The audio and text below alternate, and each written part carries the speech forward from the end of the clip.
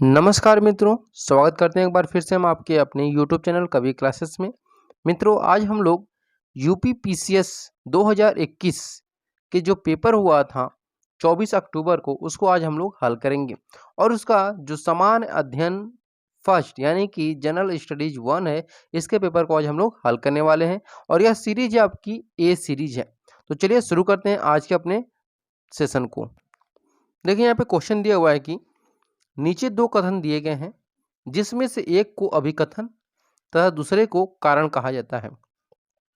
अब अभिकथन दिया हुआ है कि मुगल साम्राज्य मूल रूप से एक सैनिक राज्य था। ये अभिकथन है। अब कारण है कि केंद्रीय शासन व्यवस्था के विकास की प्राण शक्ति उसकी सैनिक शक्ति पर निर्भर थी। अब ये हो गया आपका अभिकथन और कारण। अब यहाँ पे कूट दिया है, उसके अनुसार आपको आंसर देना है। दिया हुआ है कि ए ऑप्शन दिया है, ए और आर दोनों सत्य है और आर जो है ए की सही व्याख्या करता है। बी ऑप्शन दिया है कि ए और आर दोनों सत्य है किंतु आर और ए की सही व्याख्या नहीं करता है। सी ऑप्शन दिया है कि ए सत्य है किंतु आर गलत है।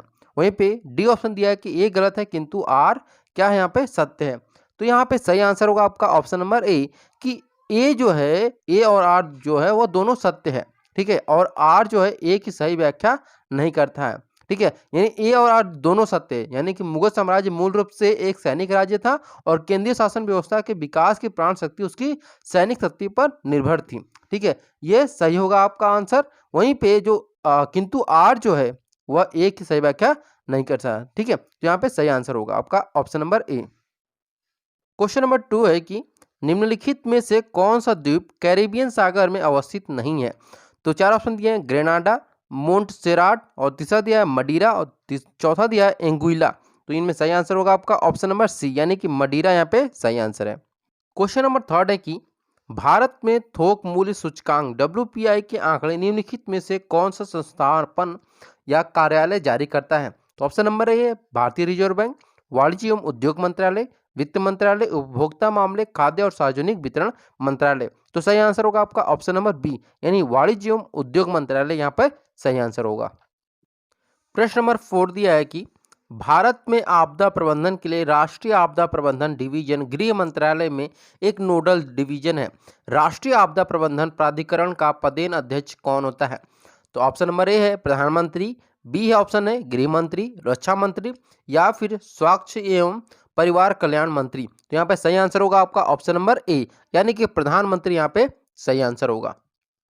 क्वेश्चन नंबर 5 दिया है कि उत्तर प्रदेश के बजट 2021-22 में किस योजना के अंतर्गत विद्यार्थियों को टैबलेट देने की घोषणा की गई थी। तो सही आंसर होगा आपका ऑप्शन नंबर ए, यानी मुख्यमंत्री अभ्युदय योजना के अंतर्गत यहाँ पे घोषणा की गई थी। क्वेश्चन नंबर 6 है कि निम्नलिखित में से कौन सा एक कोको का प्रमुख उत्पादक देश नहीं है। तो यहाँ पे आपका चार ऑप्शन दिया गया है। पहला दिया है लातविया, दूसरा है कैमरून, तीसरा है घाना और चौथा है आइवरी कोस्ट। तो सही आंसर होगा आपका ऑप्शन नंबर ए, यानी कि लातविया जो है वह कोको का प्रमुख उत्पादक देश नहीं है। क्वेश्चन नंबर 7 है कि निम्नलिखित में से भारतीय संविधान का कौन सा अनुच्छेद आकस्मिकता निधि से संबंधित है। तो ऑप्शन नंबर ए दिया है अनुच्छेद 265, अनुच्छेद 266, अनुच्छेद 267, अनुच्छेद 268। तो इन चारों में सही आंसर होगा आपका ऑप्शन नंबर सी, यानी अनुच्छेद 267 सही आंसर है। क्वेश्चन नंबर 8, विश्व युवा कौशल दिवस 2021 का विषय यानी जो थीम है वह क्या है। तो इसका सही आंसर होगा आपका ऑप्शन नंबर डी, यानी विश्व युवा कौशल दिवस 2021 का जो थीम है वह है reimagining youth skills post pandemic. ये सही आंसर होगा आपका। क्वेश्चन नंबर 9 है कि कोविड-19 महामारी की दूसरी लहर के समय किस इंस्टीट्यूट ने नाइट्रोजन जनरेटर को ऑक्सीजन जनरेटर में बदलने का प्रदर्शन किया था। तो सही आंसर होगा आपका ऑप्शन नंबर बी, यानी IIT बॉम्बे ने यहाँ पर कर दिखाया था। तो अगला ऑप्शन दिया है। क्वेश्चन नंबर 10 है कि निम्नलिखित में से कौन सा कारण भारत के उत्तर पश्चिम भाग में शीत ऋतु में होने वाली वर्षा के लिए उत्तरदायी है। तो सही आंसर होगा आपका ऑप्शन नंबर सी, यानी पश्चिमी विक्षोभ यहाँ पे सही आंसर होगा। क्वेश्चन नंबर 11 दिया है कि फ्लाई एश प्रदूषण होता है किससे। तो सही आंसर आपका ऑप्शन नंबर सी, ताप विद्युत संयंत्र से होता है। क्वेश्चन नंबर 12 है कि उत्तर प्रदेश स्वामी विवेकानंद ऐतिहासिक पर्यटन यात्रा योजना 2021 को उत्तर प्रदेश सरकार ने धार्मिक यात्रा के लिए निम्न में से किस व्यक्तियों के लिए आरंभ की गई है? तो यहाँ पे सही आंसर होगा आपका ऑप्शन नंबर डी, यानी मजदूरों के लिए शुरू की गई है। क्वेश्चन नंबर 13 है कि निम्नलिखित में से कौन सा अन्य तीनों की तुलना में ज्यादा सूर्य की रोशनी में परावर्तित होता है? तो वह कौन सा होता है? तो ताजा बर्फ से ढकी हुई भूमि जो होता है वह क्या होता है? सूर्य की रोशनी में सबसे ज्यादा परावर्तित होता है। क्वेश्चन नंबर 14, निम्नलिखित शहरों में से किस एक में देश का प्रथम भारतीय कौशल संस्थान स्थापित किया गया? तो सही आंसर है ऑप्शन नंबर डी, यानी कानपुर यहाँ पे सही आंसर होगा।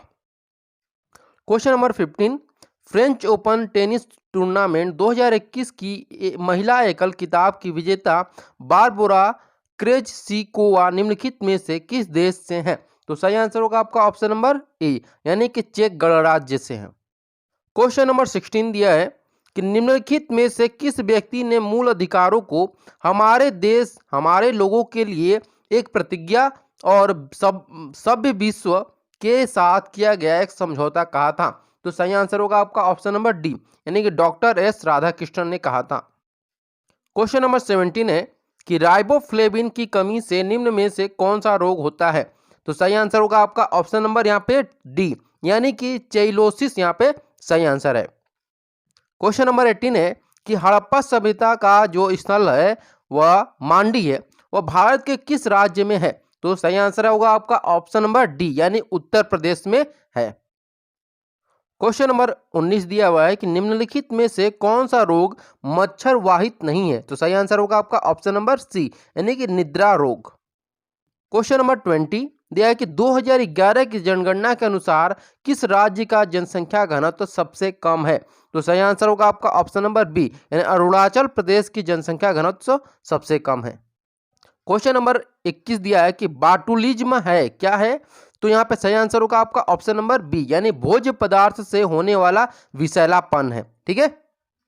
क्वेश्चन नंबर 22 दिया है कि कौन से संविधान संशोधन अधिनियम द्वारा मतदान की आयु को 21 वर्ष से घटाकर 18 वर्ष किया गया है? तो सही आंसर होगा आपका ऑप्शन नंबर सी, यानी 61वां संविधान संशोधन के अनुसार क्या हुआ था कि 21 वर्ष से घटा करके 18 वर्ष किया गया था।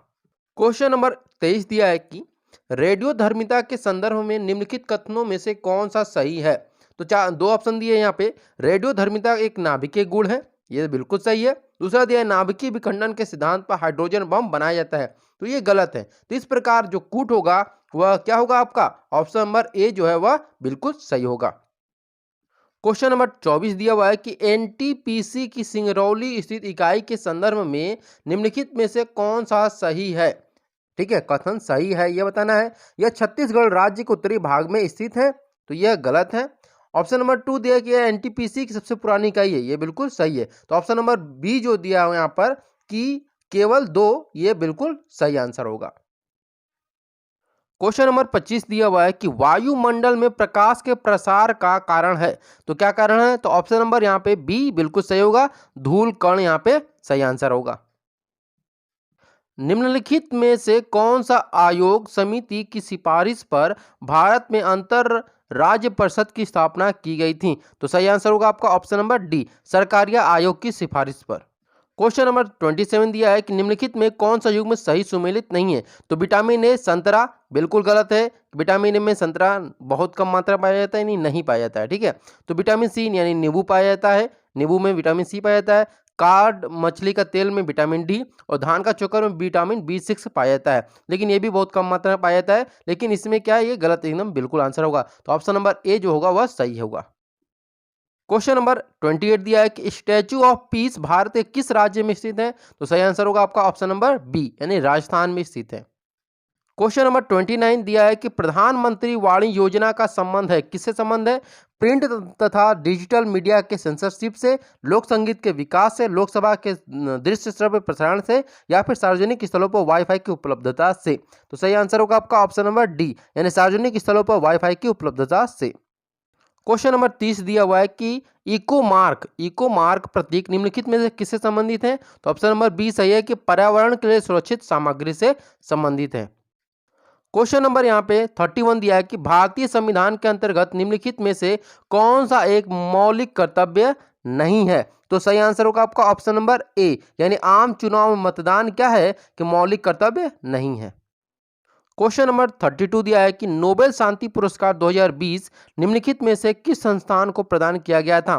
तो सही आंसर होगा आपका ऑप्शन नंबर ए, यानी कि विश्व खाद्य कार्यक्रम को यहाँ पर प्रदान किया गया था। क्वेश्चन नंबर 33 दिया है कि निम्नलिखित में कौन सा एक सही सुमेलित नहीं है? तो देखिए यहाँ पे सही आंसर होगा ऑप्शन नंबर बी, यानी कि यह राणा चुंडा जो है वह मेवाड़ से संबंधित है, न कि मारवाड़ से। तो इसलिए यहाँ पर राणा चुंडा जो है वह आपका ऑप्शन नंबर बी सही होगा। क्वेश्चन नंबर 34 दिया है द क्लॉक इज टिकिंग निम्नलिखित में से किस दिवस की थीम है? तो सही आंसर होगा आपका ऑप्शन नंबर सी, यानी कि विश्व टीबी दिवस 2021 की। क्वेश्चन नंबर 35 दिया है कि निम्नलिखित में से कौन सा संविधान संशोधन अधिनियम जीएसटी नियमों के कार्यान्वयन के लिए आवश्यक प्रावधान करता है? तो सही आंसर होगा आपका ऑप्शन नंबर ए, यानी कि 101वां संविधान संशोधन अधिनियम यहाँ पे सही आंसर होगा। क्वेश्चन नंबर 36 दिया है कि 27 और 28 जुलाई 2021 को देश के विदेश मंत्री एंथोनी ब्लिंकेन ने भारत के साथ सहयोग को मजबूत करने के लिए भारत की 2 दिवसीय यात्रा की थी। वह निम्नलिखित में से किस देश से संबंधित है? तो सही आंसर होगा आपका ऑप्शन नंबर बी, संयुक्त राज्य अमेरिका से संबंधित है। क्वेश्चन नंबर 37 दिया है कि निम्नलिखित घटनाओं पर विचार कीजिए और उनके काल क्रमानुसार व्यवस्थित कीजिए। तो यहाँ पे सबसे पहले जो होगा वो होगा आपका साइमन कमीशन का गठन किया गया था, ठीक है, तो यानी कि 3 हो गया। उसके बाद फिर हुआ था आपका ये नेहरू रिपोर्ट आया था, यानी कि 2 नंबर। उसके बाद आपका हुआ था यहाँ पे कह सकते हैं कि सारधा अधिनियम हुआ था, यानी 1 नंबर। उसके बाद दांडी मार्च निकला था, तो यानी कि 4 नंबर। तो यानी कि 3, 2, 1, 4 जो है वह ऑप्शन आपका सही होगा। तो इस प्रकार से हमारा ऑप्शन नंबर ए जो है वह बिल्कुल सही होगा। क्वेश्चन नंबर 38 दिया है कि रक्त में निम्नलिखित में से किसकी उपस्थिति के कारण ब्लू बेबी सिंड्रोम होता है? तो सही आंसर है आपका ऑप्शन नंबर डी, यानी कि नाइट्रेट के कारण। क्वेश्चन नंबर यहाँ पे 39 दिया हुआ है कि नीचे 2 कथन दिए गए हैं जिनमें से एक को अभिकथन और दूसरे को कारण कहा गया है। तो अभिकथन है कि सरकार को अवरुद्ध मुद्रास्फीति से निपटने के लिए कठिन समय का सामना करना पड़ता है। कारण दिया है कि यह स्थिति अर्थव्यवस्था में आपूर्ति अड़चन तथा अक्षम वितरण जैसे अभाव का कारण होता है। तो आपको बताना है कि नीचे कूट दिए हैं उनके अनुसार आपको बताना है। तो सही आंसर होगा आपका ऑप्शन नंबर यहाँ पे बी जो होगा बिल्कुल सही होगा, यानी ए और आर दो जो है वो दोनों सत्य है, किंतु आर जो है वह एक की सही व्याख्या नहीं करता है। क्वेश्चन नंबर 14 दिया है कि निम्नलिखित में से कौन सा वायु प्रदूषण का सूचक है? तो सही आंसर होगा आपका ऑप्शन नंबर सी, यानी लाइकेन यहाँ पे सही आंसर है। क्वेश्चन नंबर 41 दिया है कि निम्नलिखित राज्यों के गठन पर विचार कीजिए तथा इन्हें काल क्रमानुसार व्यवस्थित कीजिए। गोवा, तेलंगाना, झारखंड और हरियाणा, ये 4 है। तो आपको इनको क्या करना है, व्यवस्थित करना है। तो सबसे पहले देखिए अगर हम बात करें तो यहाँ पे हरियाणा यहाँ पे होगा, यानी कि 4 नंबर ये हो गया। उसके बाद आप कह सकते हैं कि गोवा, यानी कि 1 नंबर। उसके बाद आपका आएगा नंबर यहाँ पे झारखंड का, यानी कि 3 नंबर। उसके बाद तेलंगाना सबसे लास्ट में, यानी कि 2 नंबर। तो 4, 1, 3, 2 जो है आपका ऑप्शन यहाँ पे सही होगा, 4, 1, 3, 2।